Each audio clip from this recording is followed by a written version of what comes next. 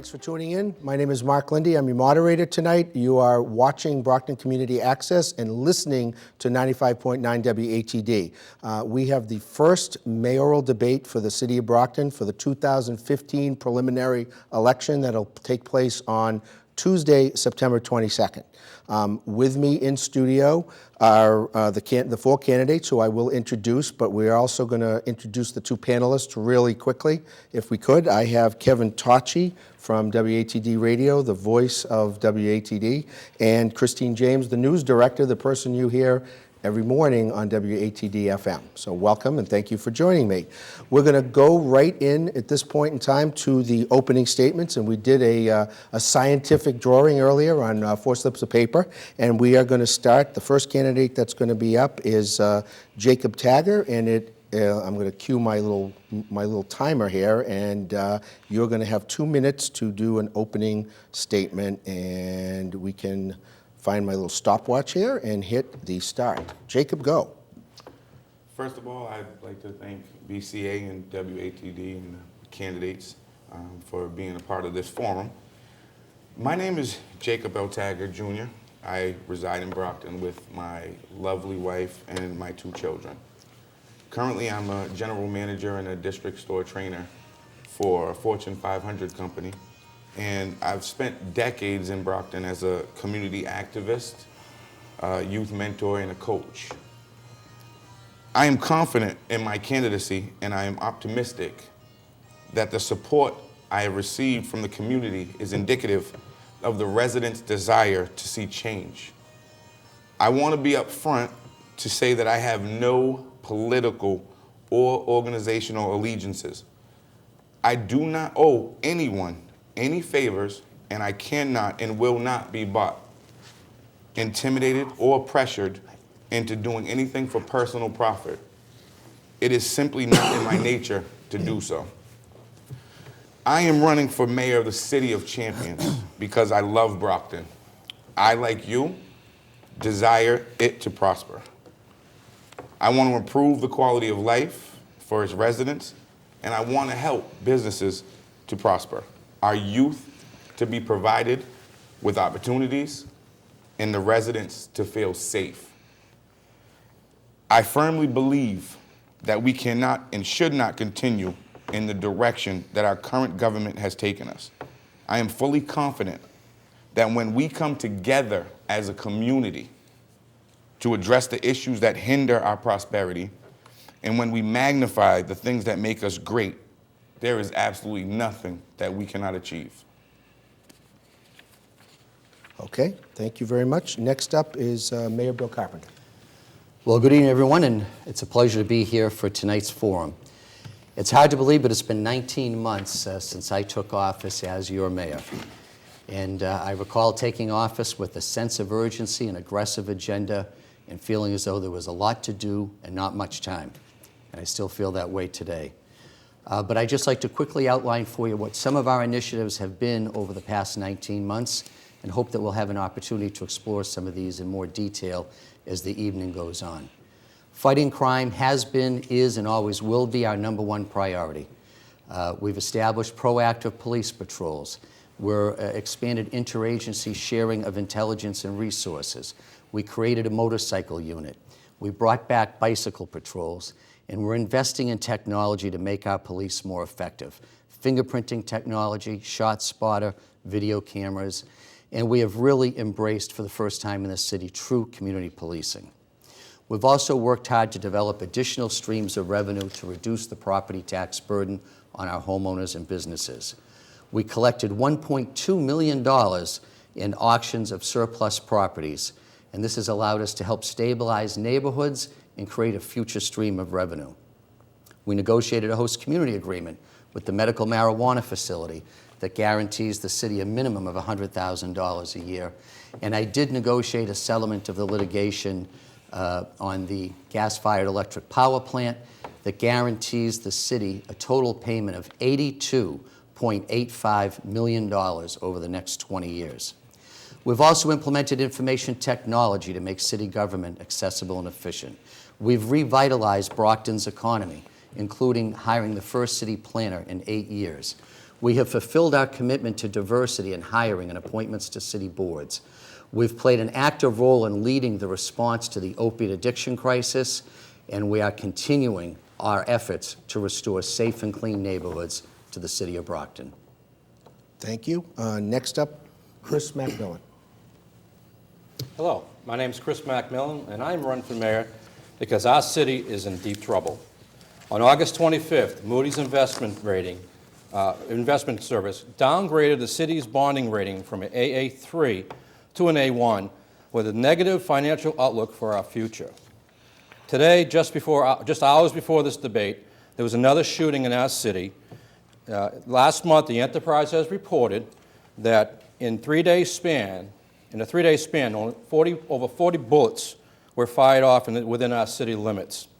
These are unacceptable and further unacceptable trends, further moving Brockton in the wrong direction. I apologize. Today I will show you why I should be your choice for mayor of Brockton. I have the proven experience as a city councilor for 8 years in Ward 7, and I was chosen by my city council colleagues as their president in 2010. I will use my experience to implement my plan to move the city in a better direction. For example, some of the businesses that I have brought in is the Market Basket in Ward 7, the Crown Linens and Uniforms in Ward 7, and also the Northeast Electric, which created over 600 plus jobs just in one ward. I intend to expand that, and I intend also to bring in more business that is business friendly to the residents of the city of Brockton. Thank you. Okay. Well, we got the opening statements done at this point, and we're going to go right into the question. I'm sorry, Christopher. Okay, there you go. Sorry. How you Just came doing? in My late. name's Chris Hopgood, and I'm running for the position of mayor.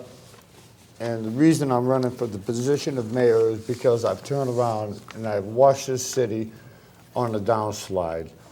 Okay, I've lived here my whole life.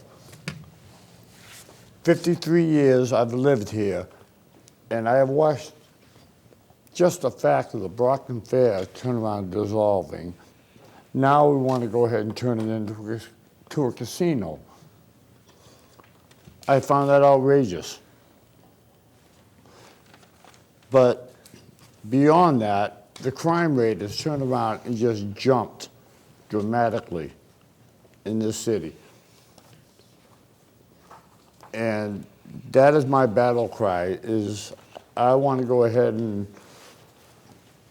make the police force more capable and make the fire department more capable of doing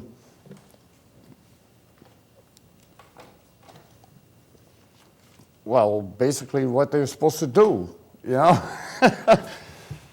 Making them go ahead and do their job and giving them the equipment to go ahead and do it with.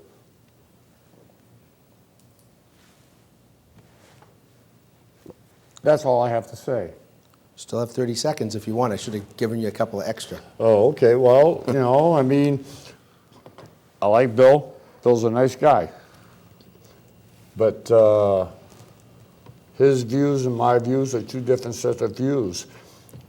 I think that I can go ahead and correct the city more than the way he's doing it. In a nutshell, that's what it is.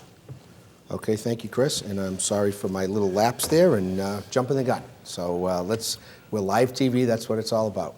We're going to start right with the questions, and the order I'm going to go with is I'm going to start with the order from Chris to Jacob to Bill to Chris. We get two Chris's, so I got to keep them straight tonight. I got to make sure I do that. Okay, and we're going to start with question number 1 from Kevin Tocci. Thank you. Chris, your website criticizes the current administration for the depleted police department's budget in 2015, which I guess took place within a 3-month period, without any results. If you're elected, how would you better spend the budget and yield results that would diminish crime and gun violence in the city? In a minute. Well, my website states that they went through the overtime, diminished the overtime within 3 months. It's $600,000 within 3 months. And now they've increased it. They had to come back to the city council, go back to the city council and increase it for another $300,000. This year they implemented $900,000 in overtime. It's not, the plans that they have in place right now are not working. They have motorcycle patrols going out, but not taking calls. So that's basically what I'm going to do, is I'm going to make sure we're fiscally more responsible with the money that the taxpayers have given us. They've entrusted us with their money, and I will not overspend it the way this has been done today. I have, I will go back into the stabilization and ask for, I'll wind it up, sorry. I'll ask for to use the stabilization for hiring new police officers, and it's going to need a home rule petition through the state, but that will be earmarked for hiring of police and hiring firefighters. So right now, they can use it for anything. Thank you. Okay, same question for Jacob. Mr. Taggart, you're proposing an increase in the police department budget of 8 to 10% in the overall, from the city's overall annual budget. Explain how that would be possible, and do you really feel that a larger police budget will solve the crime and gun violence that Brockton currently sees? First of all, the statement I made is we need, comparative to other towns and cities like us, we need a 1 or 2% increase in our police budget. What I think we need to do is we need to manage the budget we have. We need to make use of certain trainings that are currently available for our police officers at no cost. We need to be proactive. Right now, our police force is reacting, and I'm not going to be here and be anybody but me right now. It is scary out in our city. There was another shooting again, as Mr. McMillan said today. There was another shooting today. There were 4 shootings last week. It's out of control. But we need to look at ways that we can help our police department with the budget we currently have. And I do feel there are some things that we can do, and there's some things that we can do to have our police officers actually on the street doing police work. Okay. Mayor Carpenter, when you ran for office in 2013, a part of your campaign was run on a 10-point plan called Brockton Fights Back, which would aggressively pursue any criminal element, involve more community interaction by police, and additional manpower for the police department. 2 years later, crime and gun violence is still a problem. Where do things stand in regards to implementing provisions of that plan, and has that plan been tweaked or changed at all? I think it's probably been expanded, Kevin, but it's interesting. No one ever stops me on the street and asks me to spend less money on police. We have invested to the extent that we can in law enforcement. We need both short-term and long-term solutions to the crime problems, but I do have a responsibility as the mayor to make the streets safe today. It seems to be popular to say that crime is up. The last full year, 2014, homicides were up. Most other major crimes were down. Breaking and entering was down 25%, rapes were down 23%, robberies, aggravated assaults were also down. However, what was up was the number of drug raid search warrants we did. We almost doubled the number of drug raid search warrants, 38 the previous year to 71, 71 last year. So we are aggressively pursuing people with guns and drugs. We have established proactive police patrols. I'll correct Chris, sometimes the motorcycles take calls, sometimes they don't, depending on what the overall staffing is. The bicycle patrols have been brought back. And I agree with Jacob, we don't have enough police officers, and we have a long-term plan to build the force. That's why we're currently hiring 15 police officers right now. We have 9 officers graduating from the academy in October, and we're in the selection process to send 6 more up. But our officers have to have the best technology. I inherited a police department that was 20 years behind in technology, and we are now investing in cameras, fingerprint technology, and ShotSpotter, among other items. Okay. Mr. Hopgood, not much is known about you. What's your opinion on the problem with repeat crime and gun violence, and do you have a plan of action to kind of help resolve Well, my plan these of issues? action is to go ahead and put more patrolmen on.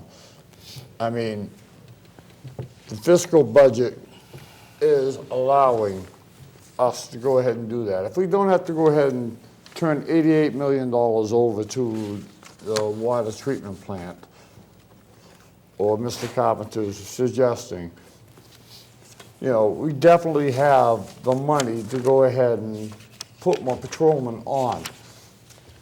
Now granted, I do realize that a summer thing is a summer thing, you know, and they're allowed to ride bicycles and everything else, okay? But in the wintertime, they're gonna have to have cruisers.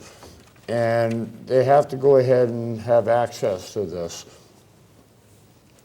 And I really don't know the solution right offhand, but I do understand that they're going to have to go ahead and have mobility. But we do need more patrolmen out there. There's no question in my mind on that. Hell, there was a body found in my backyard 2 weeks ago. The guy was shot, and there was a body found in my backyard. I mean, it's disrupting. I live in an upper side, west side house, and this is just uncausable. I mean, it's unexcusable, because we've never had that, ever, up in that area. And now we're turned around, but now we're finding it. Okay. Next question would be Christine James. Okay, and who do we We're start going to with? start, we're going to go the reverse order. You go Okay. reverse. We're going to go reverse. We're going to start with Chris and come back, and then I'll vary it. Okay. Okay. Start down with Chris at the other end? Yes. Okay. Chris, with the title of mayor comes some very tough decisions. If elected, what tough decisions are you prepared to make for the betterment of Brockton, and what could the first decision you make that residents would see? Well, the first order would be more police, more fire. You know, we're talking about putting another fire engine, a hook and ladder on the force. And, well, how are you going to go ahead and man that fire engine? You have to go ahead and hire 7 or 8 firemen to go ahead and man that fire engine. And this is something that, you know, at $50,000 a person, you know, you're talking about a great sum of money just to man one fire engine. So, I mean, at $50,000 a person, there's 7 guys, that's $350,000 a year. That's quite a bit of money. We need to consider that. Hey, I'm all for giving the fire department what they want. I am all for it, because you know what, they do a great job. Okay. Mayor Carpenter, during your first term, you've made some decisions that were not so popular, such as the relieving of then Police Chief Manny Gomes in favor of Robert Hayden, brokering a letter of intent to purchase the desalination plant, awarding a new ambulance contract, and settling the $68 million lawsuit brought by the power plant developers. What do you say to those who question your motive behind making those kinds of decisions? Well, Christine, there are a lot of tough decisions. You make tough decisions every day as the mayor, and I guess I would say that that represents leadership. I'm not afraid to make a tough decision, even if I know that there may be some political ramifications.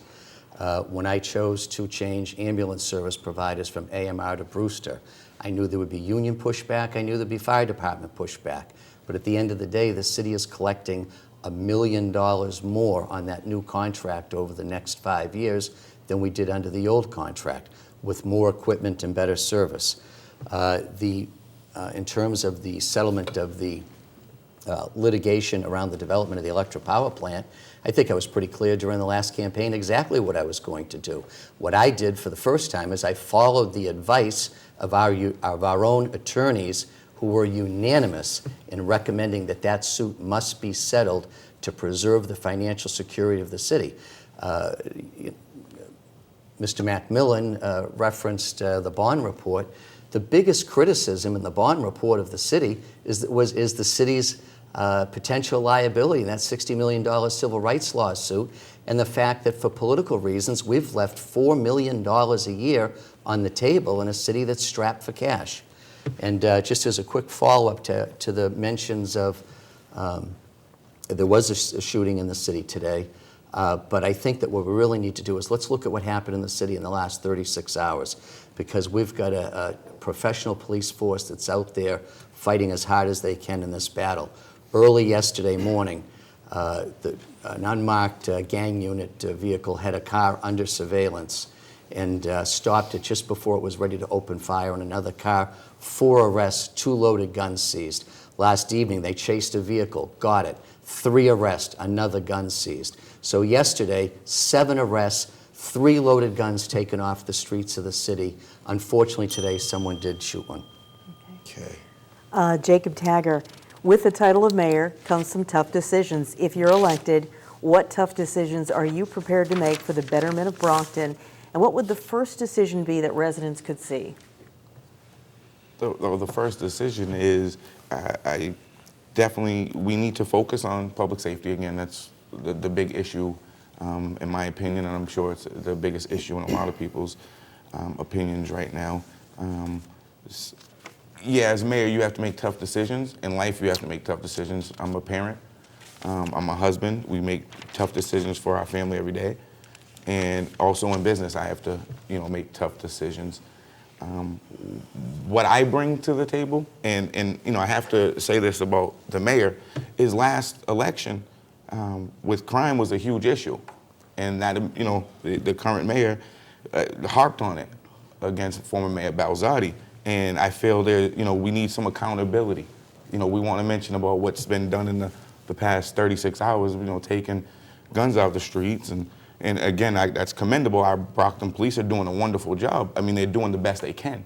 But as a leader of a city, you need to be accountable, and you have to take the good and the bad. You have to be accountable for the bad. And right now, crime is out of control right now. It's out of control right now. I don't think you really answered the question, though. Okay. What's the tough decision that you would make? Tough decision 30 I would seconds.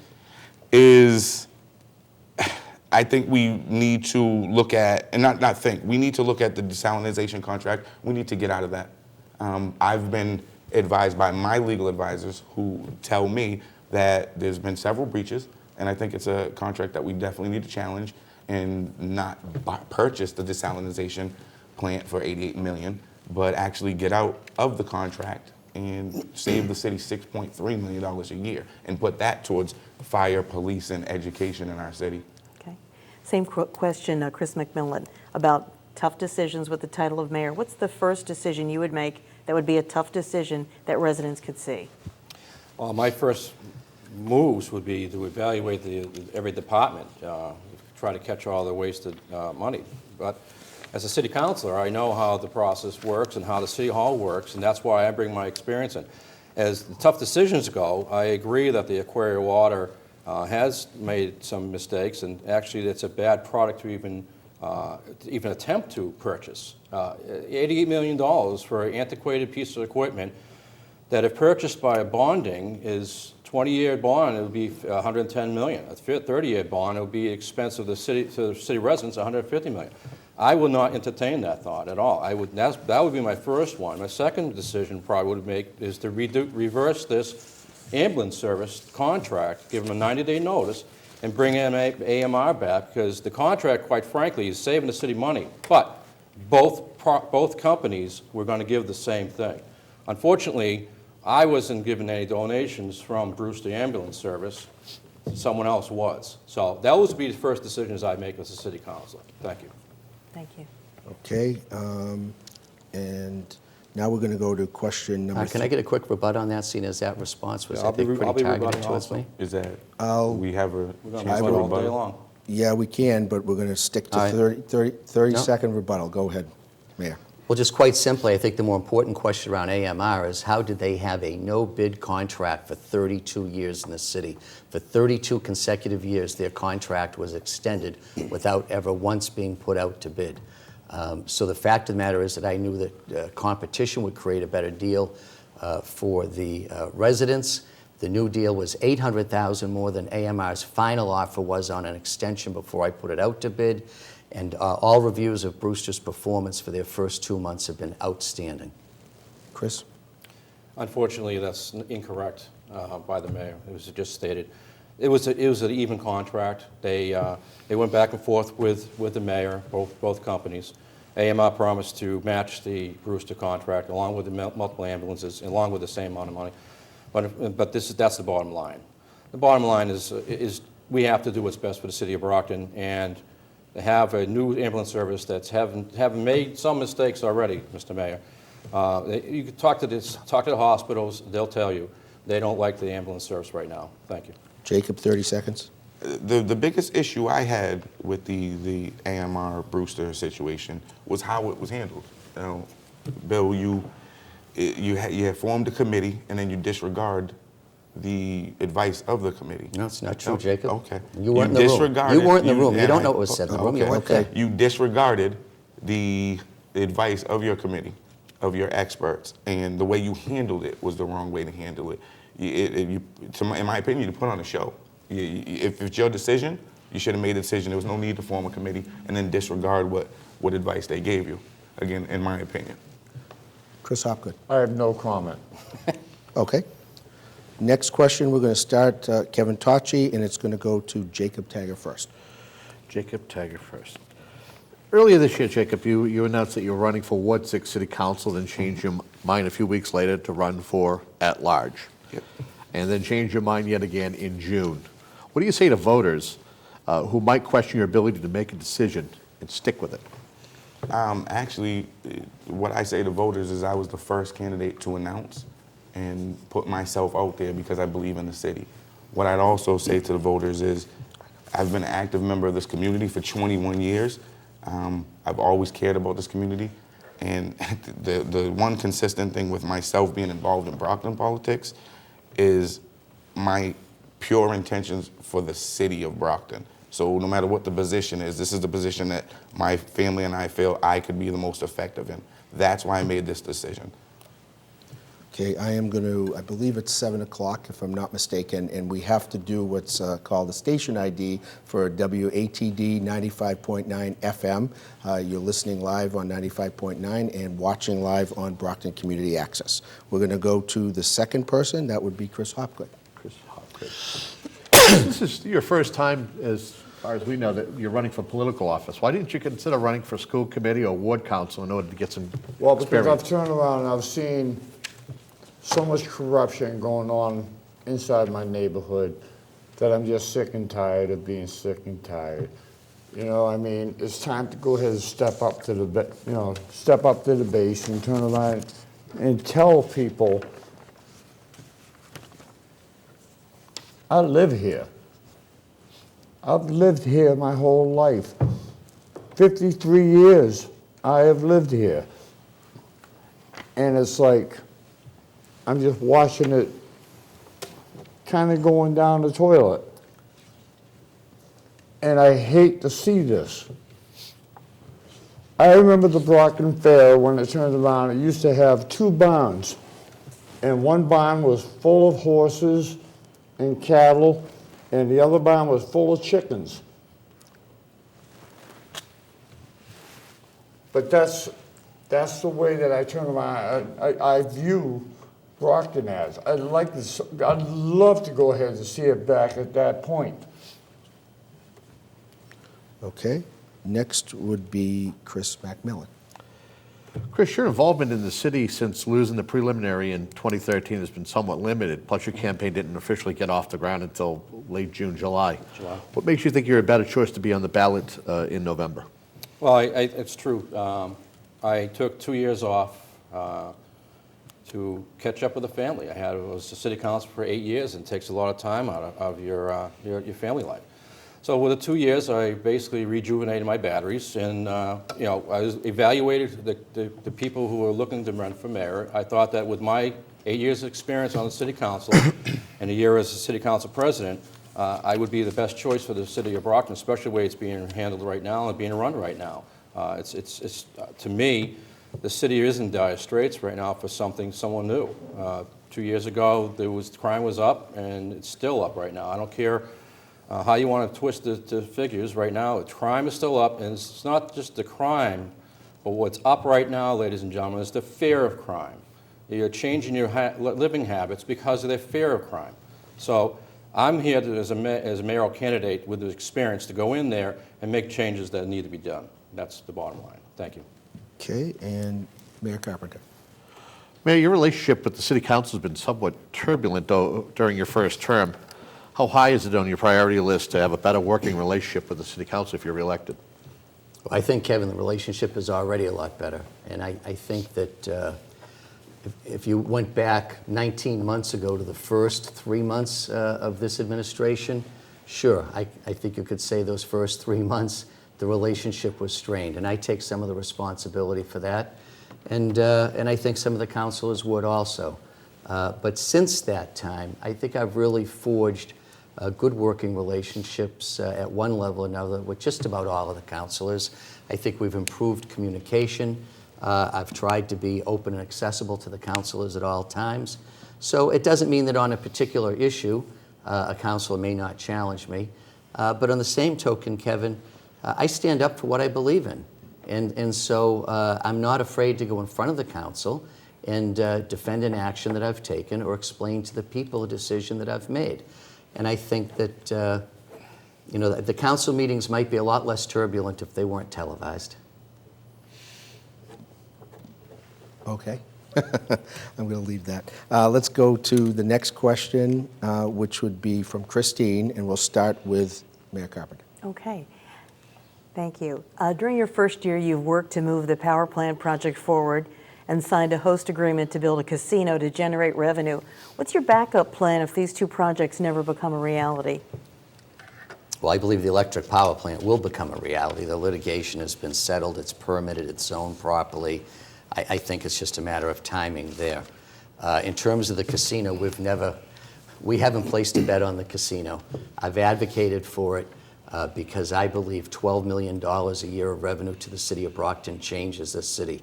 I believe 1,500 permanent jobs, probably about 1,200 of which would go to Brockton residents, improves the lives of those Brockton residents. And a casino spending millions of dollars purchasing goods and services locally, as they're required to do under the host community agreement, primes the pump of our local economy. But the fact of the matter is we've been working on economic development since day one. We've put together an economic development team. And we are bringing businesses into the city.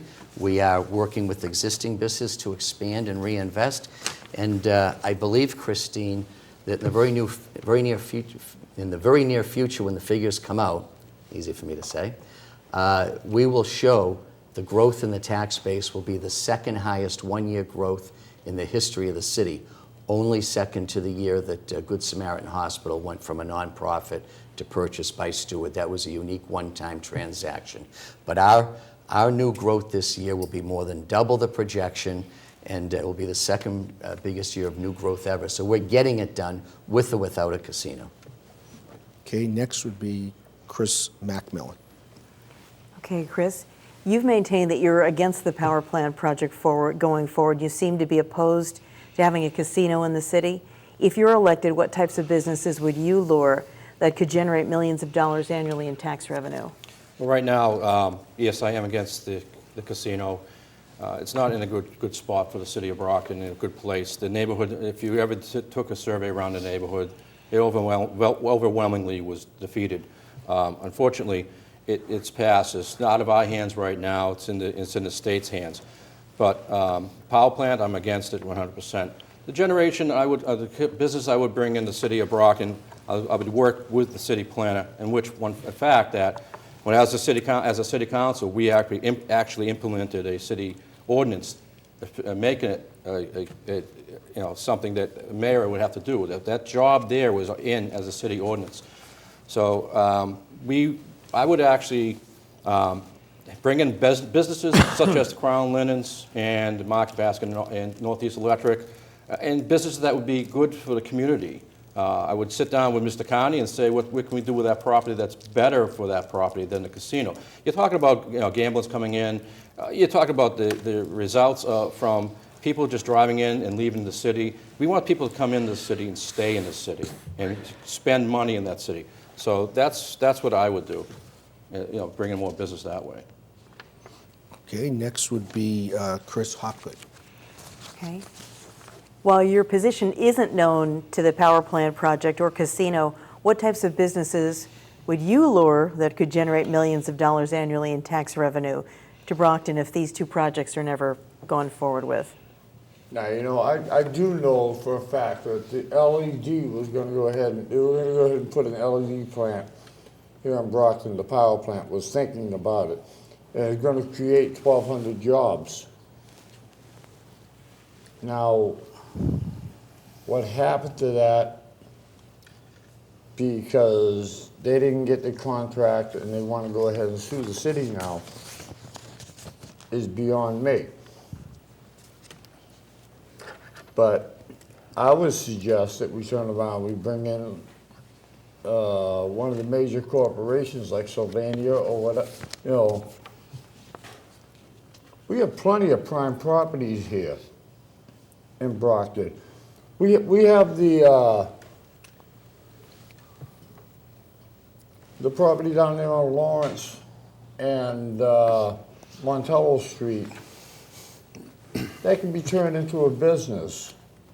We have a lot of land around that can be turned into businesses.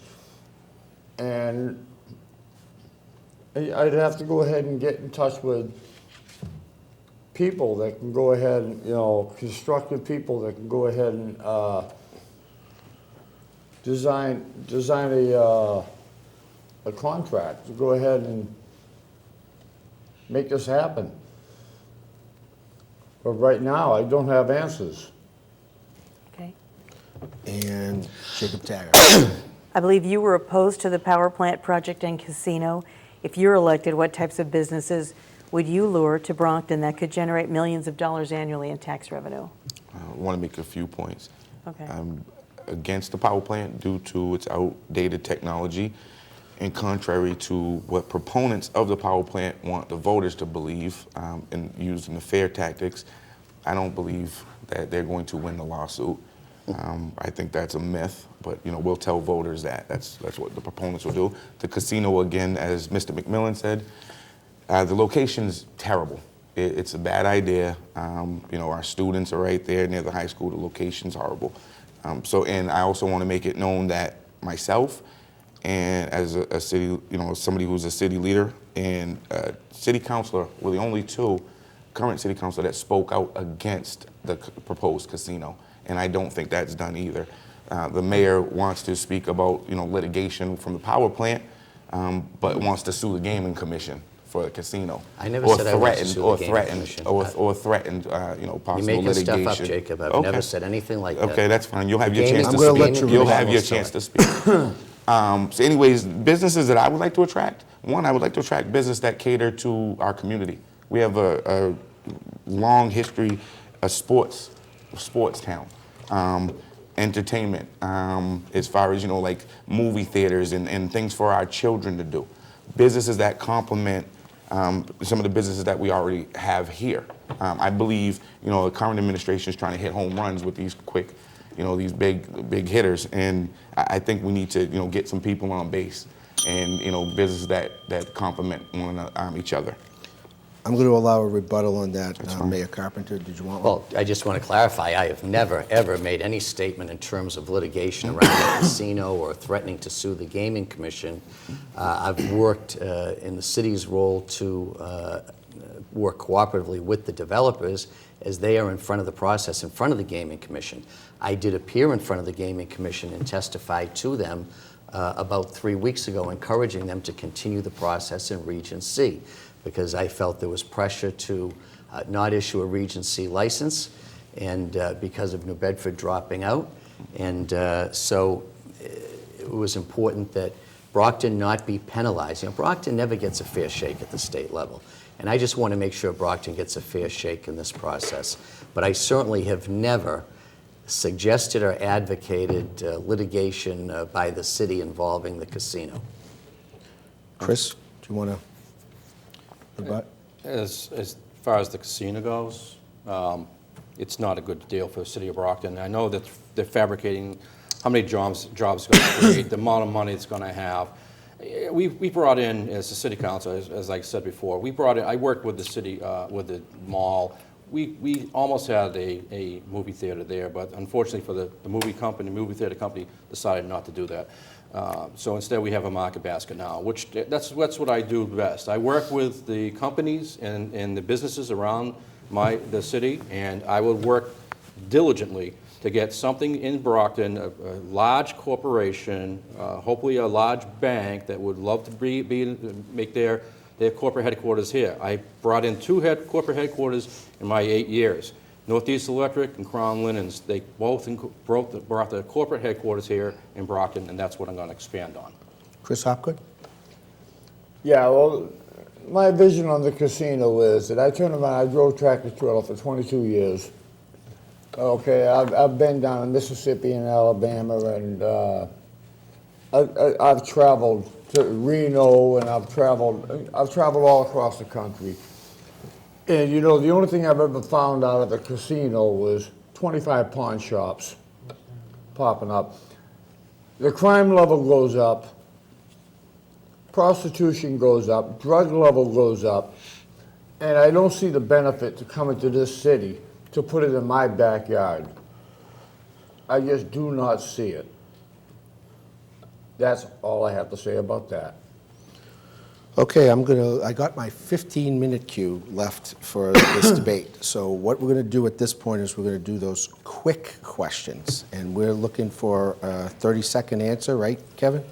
30 to 45, let's keep it. A lot of the ones that we have, it's either multiple choice or yes or no. It'll actually go right. Okay, and we're going to start with Chris Macmillan. Okay. For or against, well, I get so many good ones here, Chris, don't laugh. For or against the city pursuing an equity lawsuit as a way to update the way the state calculates Chapter 90 education funds? Chapter 70. Chapter 70, I apologize. Chapter 70. Chapter 90 is highway I know roads. what it is. Okay, sorry. It's a typo. So I'm definitely in favor of it. We've been, unfortunately for the city, the state, as the mayor said, the state's really given us a tough time with giving us anything we want. That is one project and one item I would definitely fight for, is to bring in, is to reevaluate and recalculate our money coming from the state. Okay, next for Jacob. Jacob, same question. For or against the city pursuing an equity lawsuit to update the way the state calculates education funds? Simple, I'm for it. Okay, Mayor Carpenter? Mayor? It's easy for me. I'm already working on it. So Superintendent Smith and I are in complete agreement on this, that we've been left with no other alternative than to go back to court to once again compel the state to fund education fairly here in this city. They're not giving us enough money for poor kids. They're not giving us enough money for special needs kids. They're not giving us enough money for homeless kids. They're not giving us enough money for kids with learning disabilities. So the only way we'll ever get equitable treatment out of this formula will be to once again have the courts force the state. Okay, and Chris Hopgood.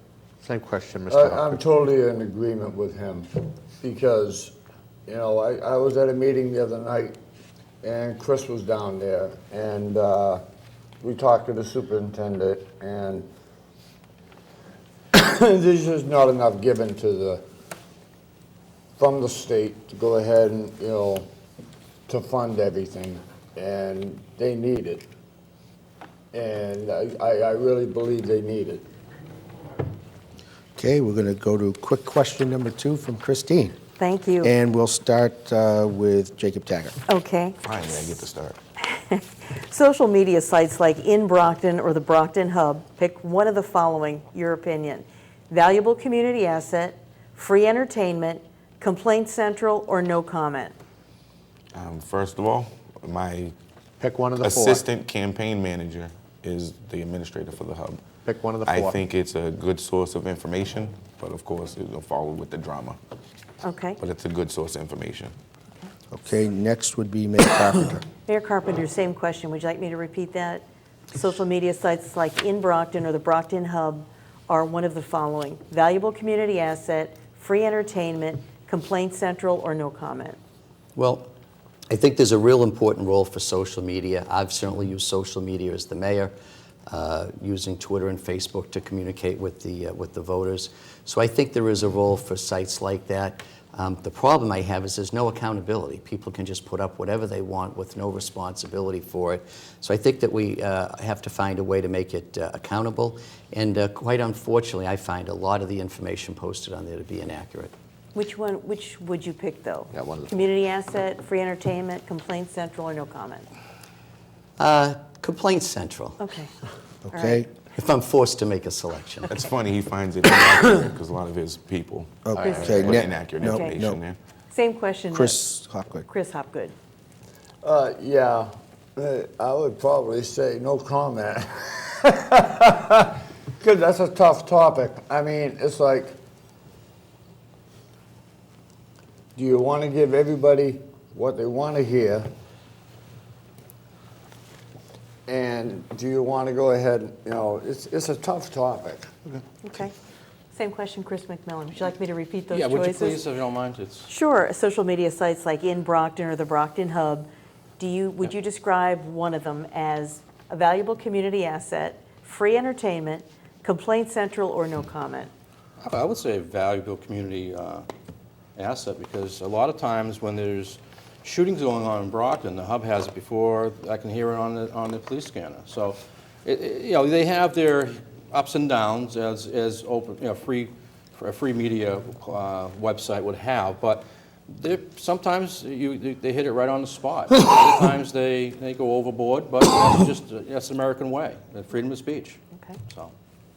Okay, I'm going to let you guys do a, Kevin, yes or no answer, and then I have to go to closing statements. Oh, I actually have another where they just pick, and that's all they do is they just pick. It's just pick one word then, okay? Complaints about campaign sizes. Pick one of the following. Warranted, shouldn't matter, makes them hard to steal. Who do I go with? Mayor. Mayor. I don't understand the question. You gotta run it again. Who's the- Campaign, size of campaign? Size of on social media, there's been a complaint about the size of campaign signs, the size of them. Yep. So the choices are warranted, shouldn't matter, makes them harder to steal. It doesn't make them hard to vandalize, because that's a problem almost every day. So what was the middle choice again? Shouldn't matter. Yeah, I don't think it matters. I think we all run our campaigns in the manner that we want to run our campaigns. All right, next. Okay, Chris Hopgood. Chris Hopgood. I think Bill has too many signs. Okay, Jacob? But that's my own vision. My signs are going up this weekend. Okay. And, you know, I believe that, you know, it doesn't matter how many signs you put out. Okay, we got to stick to one word, Jacob, same Jacob. question. Complain about campaign sign size. I've also had a lot of my signs stolen as well. One word. Truthfully, Warranted, signs don't shouldn't vote. matter, hard to Signs steal. shouldn't matter. Signs don't vote. Okay. Chris? People do. Chris. The amount of signs up, or? No, the size of them. Sizes? So should it matter, warranted, or harder to steal? Yeah, it's warranted to be complaining about the big sign. I don't like the big, large signs, so it's warranted. Okay, we are going to go right to closing statements at this point. We did the drawing in the beginning, and we are going to start first with Chris Hopgood. You get 2 minutes to do a closing statement. Hi, my name is Chris Hopgood. I'm running for mayor, and I'm going to give it a run for the money. I believe that people turn around and understand me, and they know me in the city. I've lived here for 53 years. I have a good standing with the community, and I believe that I can go ahead and correct this community as it is. Thank you. Okay, we're going to go right to number 2, which is Bill Carpenter. Okay, thank you. Well, first of all, thank you to BCA, the panelists, the viewers, and the challengers for all participating here tonight. Since taking office 19 months ago, we have taken on the challenges facing Brockton. Public safety is always our first priority. Every day we're fighting for our city. We're investing in the latest technology to make sure that our officers have the best tools available. We're building partnerships with other law enforcement agencies at every level, including the Boston and New York City police departments. Currently, we are hiring 15 new police officers to get more boots on the ground including 9 cadets who will graduate from the academy in October. But we also realize that community solutions to community problems. Families, schools, and churches have to join us to work with our young people to help them make better decisions. We're committed to true community policing, building relationships and trust between police officers and the community that they serve. But we do have Brockton moving forward. Just take a look around. We are creating jobs by attracting new business to Brockton while helping existing businesses to grow and expand. We're revitalizing the downtown business district, spurring private investment downtown for the first time in a long time. Our revitalized economy is creating unprecedented growth in the tax base. We know that the long-term solution to property tax relief is to have more people contributing to lessen the burden on those already paying. Soon we'll announce the second largest one-year increase in growth, in new growth, in Brockton's history. That's tangible proof that our economic development efforts of the last 19 months are paying off. We have provided real property tax relief, cutting the rate of tax increases in half, despite having to overcome a $2.5 million snow removal deficit from last winter's record snowstorms. Over our first 2 budget years, we have only used half of the available 2.5 property tax increase. That's the lowest rate of tax increase since Prop 2.5 was adopted. We have Brockton moving in the right direction, but there still is much to be done. I ask you for your vote on September 22nd so that we can keep Brockton moving forward. Okay, and I'm going to add 15 seconds to the other two. Next would be Jacob Taggart. First, I'd like to thank BCA and WATD for holding this forum and the candidates as well for being here. My name is Jacob L. Taggart, Jr. I have lived, I've been educated, and raised my family in this community. I believe what makes the City of Champions great is the people. We all know there are problems in Brockton, but I believe that the addict can put down the substance that is controlling his or her life when we assist the individual with compassion. That the teenager who is viewed as hopeless can put down the gun and be refocused on positive pursuits. I believe that the entrepreneur can open up a striving business in downtown and that our best and brightest citizens can be proud to stay in Brockton. I believe this because I envision a Brockton that provides a better quality of life that values the individual, a Brockton that unites and does not divide, that runs the city with compassion, fairness, and equality. Collectively, we can manifest these realities. I firmly believe in the people who reside in Brockton. Brockton's strength is its diversity, but we need unity in our diversity. Political candidates all have plans, budgets, and agendas. But I believe it is the people who work together through love, who are empowered in the betterment of their own neighborhood, that ultimately change city government. We need to take a new approach moving forward. We need to create the future we want, where we do not dwell in the Brockton of the past, but where we relish in the Brockton that we have collectively created. It takes more than one person, committee, or organization to create changes. It truly takes a community to build a city. I welcome your help, your ideas, and your vote. Again, my name is Jacob L. Taggart, Jr., Brockton born and raised. And I humbly ask for your vote on September 22nd to elect me the next mayor of the City of Champions. And Chris McMillan. Thank you. I'd like to thank WATD, BCA, Christine, Kevin, and of course you. Sorry.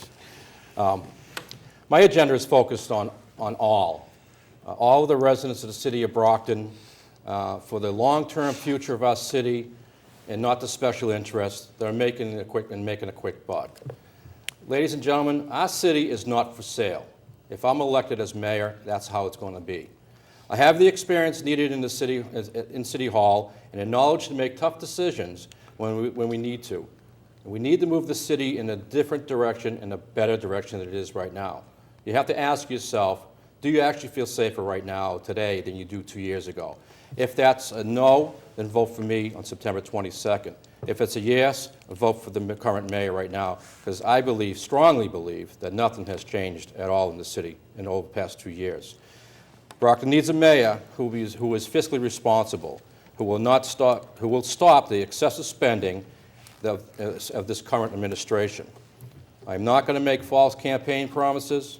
I will represent you honestly and truthfully.